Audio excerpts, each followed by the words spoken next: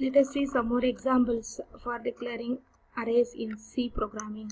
There are two methods for declaring arrays. First one is static declaration and the one is automatic declaration. Here, the array size can be determined explicitly or implicitly. In explicit method, the array size is obtained from users. In implicit method, the array size is determined by some other process. Array size may be determined at runtime by automatically or obtained from user. Let us see the methods for static allocation. That is, the array size is static throughout the execution of the program. So one example is given. This an array named A with type integer is created with a fixed size 13, and here we are using the user defined variable constraint in C programming, that is the keyword has defined, to define the array size class underscore size with a value of 73, and we are creating a double type array B with size class underscore size, that is a value 73, and we can use the keyword constant also to define the array size. So here an example is given, constant integer, and the name of the element is n elements, and the size is 25, and we are creating a float array C with size n elements, and we can create arrays with the keyword static also. So here we are creating or we are declaring a character array with size 256 with the keyword static. Once we declare an array of type static, the values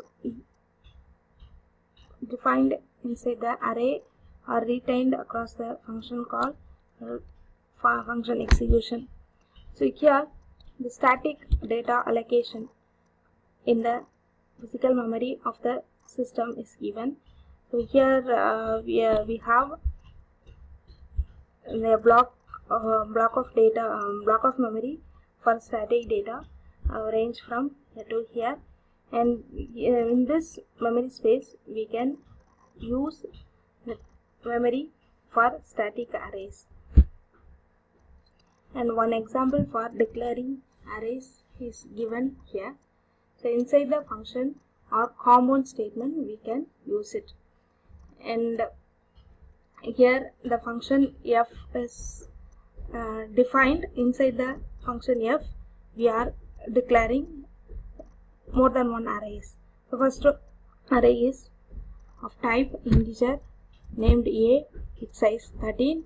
Second one is B of type double with size 73, which is defined by user defined variable class underscore size, and the third array is of type float named as C with array elements 25 elements, that is defined by a constant integer variable n elements, and we are also defining another declaring another array D of type character with size 256.